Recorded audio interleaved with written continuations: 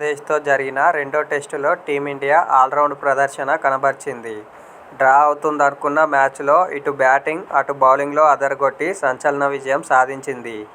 ఈ మ్యాచ్లో మొదటి రోజు వర్షం కారణంగా 35 ఓవర్ల ఆట మాత్రమే సాగగా తర్వాత 2 రోజులు ఆట సాధ్యం కాలేదు.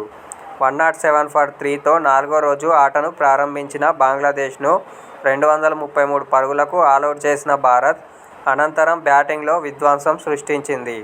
కేవలం 34.4 ఓవర్లలోనే 285 పరుగులు చేసి ఆలౌట్ అయింది.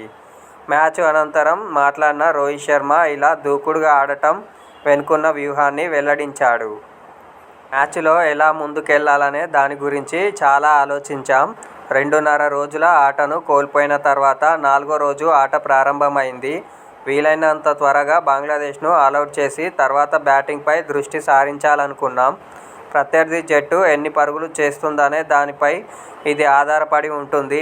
బంగ్లాను తక్కువ పరుగులకు కట్టడి చేసి వీలైనంత ఎక్కువ రన్ రేట్ ఉండేలా బ్యాటింగ్ చేయాలని ప్లాన్ వేసుకున్నాం.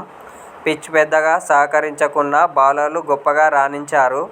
బ్యాటర్లు రిస్క్ తీసుకొని దూకుడుగా ఆడే క్రమంలో 100-150 పరుగులకు ఆలౌటైనా పర్వాలేదనే మైండ్సెట్తో ఆడాం. మ్యాచ్లో ఎలాగైనా విజయం సాధించాలనే లక్ష్యంతో ఈ రిస్క్ తీసుకున్నామని రోహిత్ శర్మ పేర్కొన్నాడు.